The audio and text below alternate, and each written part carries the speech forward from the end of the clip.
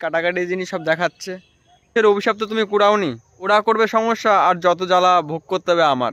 তারাই যখন মারামারি কাটাকাটি জিনিস সব দেখাচ্ছে, তাহলে আমার কি দোষ বলো? কাউকে কাঁদিয়ে কেউ কিন্তু সুখী হতে পারে না, তার জল জ্যান্ত উদাহরণ কিন্তু তোমরা দেখতেই পারছো।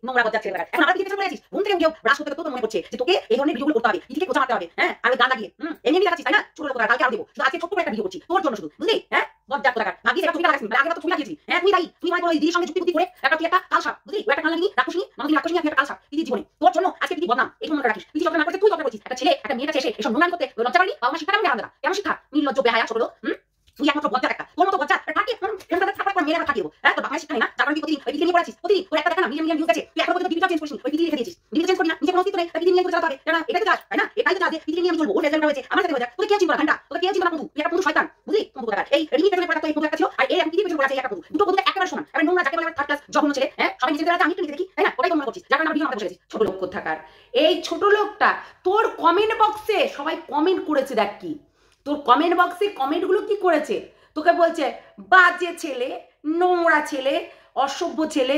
তোর মতো চিটার কেউ আছে? ঠিকই তো বলেছে, তুই একটা চিটার। তোর মতো নোংরা কেউ আছে? সবাই এই ধরনের কমেন্ট করেছে। আর যারা যারা এই একদম ঠিক কথাটা বলেছো, তারা হচ্ছে সত্যি তোমরা মানে তোমাদের মতো নির্লজ্জ মানুষ কোথাও নেই। একদম ঠিক কথাটা যারা বলছো। প্রীতিকে দেখেছো আজ পর্যন্ত এই ছোড়াকে নিয়ে, এই চ্যামড়াটাকে নিয়ে, এই ঢ্যামনাটাকে নিয়ে কোনো ভিডিও করেছে আজ পর্যন্ত দেখেছো? দেখোনি। তার মানে এ নিজের চ্যানেলটাকে গ্রো করানোর জন্য এখনো পর্যন্ত প্রীতির ছবি দিয়ে নিজের মিলিয়ন ভিউজ কামিয়েছে, নিজের যে প্রীতির এক্স বয়ফ্রেন্ড হিসাবে। এবার নিজে কাঁদিয়ে, কেউ কোনোদিন কাঁদিয়ে কেউ সুখে থাকতে পারে না, খুব সুখে থাকতে পারে না। তুই সুখে থাকতে পারিস তো? জানোয়ার ছেলে কোথাকার। মানে এই টাইমে ভিডিও করতেই হবে, না করলে হবে না। যেহেতু রনের সঙ্গে প্রীতির একটা ভালো সম্পর্ক, আর সেই সম্পর্কতে কেউ ভাঙতে পারবে না, কেউ না, নজরও দিতে পারবি না, রাক্ষস ছেলে কোথাকার। নজরও দিতে পারবি না।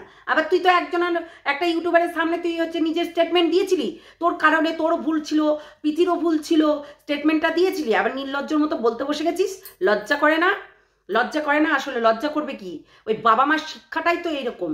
বাবা মা শিক্ষা দিয়ে বসিয়ে রেখেছে যে এই নে তোর এখন একে ছেড়ে দিয়েছি, এনে নোংরামি কর, পড়াশোনা তো করিসনি, সারাক্ষণ পড়াশোনা না করে এইসবই করেছিস, আর পড়াশোনা করতেও হবে না, এইসবই করতে হবে, বুঝলি?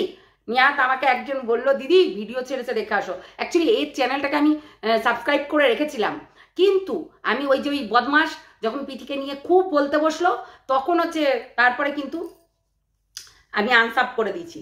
তো মাঝে মধ্যে আসে, এটাও আসতো অবশ্যই, কিন্তু এই বজ্জাত ছেলেটা দেখেছো তো আগের বারও কিন্তু হাত মিলিয়েছে। হ্যাঁ, তুই হাত মিলিয়েছিস, তুই প্রীতির নামে বদনাম করে তুই প্রীতিকে তাড়ানো করিয়েছিস ওই বাড়ি থেকে, তুই হাত মিলিয়েছিস অন্য অন্যদের সঙ্গে। এমনি এমনি মানুষ বলেনি, এমনি এমনি রটেনি, এমনি এমনি না, তুই হাত মিলিয়েছিস, তুই সরানোর চেষ্টা করেছিস প্রীতিকে ওই বাড়ি থেকে, জানিস? জন্মর কথা কথা আমার মেয়েটা একবার ফাটিয়ে দেবো। শোর এক নাচছিল, প্যাজ নাচছিল, আমি একটু নেচে দেখি, পোঁদু কোথাকার, 1 নম্বরের পোঁদু, 1 নম্বরের নোংরা, 1 নম্বরের বজ্জাত ছোট লোক কোথাকার, চলে এসছে একবার ভিডিও বানাতে। আমি এই তো আমার সঙ্গে যা হয়েছে ওটাই ভগবানে দিয়েছে, ভগবানে ওই জন্য দেয় না। হ্যাঁ, সোশ্যাল মিডিয়ায় দেখাতেই পারে, তুইও তো দেখাচ্ছিস, তুইও তো হচ্ছে নোংরামি করছিস, সেগুলো এসে দেখিয়েছিস, দেখাসনি? সোশ্যাল মিডিয়ায় প্রীতিকে কিস করে করে দেখাসনি? জানোয়ার, তোকে এক জায়গায় চুমু খেতে গেছে, তুই আর এক জায়গায় মুখামুখি করে খেয়েছিস। শয়তান নির্লজ্জগুলো, তোর মতো তোর ফ্যামিলিতে এইসব মনে হয় করে, যার কারণে তুই এইসবগুলো করে বেরিয়েছিস একটা মেয়ের সঙ্গে, মেয়েটাকে বদনাম করার জন্য, তাই না?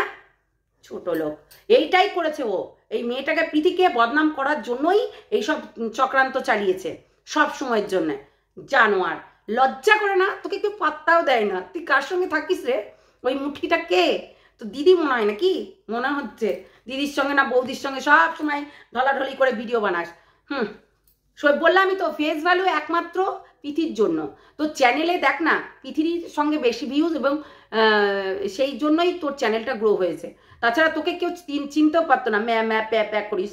চল ফুট এখান থেকে, কুত্তা। কুত্তার মতন যে বসে থাকিস, পৃথি কখনো কন্টেন্ট দেবে, আমি তখন কন্টেন্ট দেবো। না হলে তুই ভিডিও দিস না, তো তুই ভিডিও দিস না, একদম ট্রেন্ডিংয়ে আসতে হবে পৃথির জন্য, তাই না? হ্যাঁ, এইবারে এইটুকু শিওর যে এ তার দিদির সঙ্গে, মানে এই যে রনের দিদির সঙ্গে হাত মিলিয়ে পৃথিকে ওই বাড়ি থেকে তাড়িয়েছে, এইটুকু শিওর, একদম গ্যারান্টি। জানোয়ার না, ফাটিয়ে একবার লাল করে দেবো। কুত্তা কোথাকার, কুত্তার মতো বসে যাই। ওই লোকের ফেস ভ্যালু নিয়েই ফেস ভ্যালু করতে হবে, নিজের কোনো ফেস ভ্যালু নেই জানিস, তোকে কেউ দেখতেও পারে না। চল ফুট এখান থেকে, কুত্তা।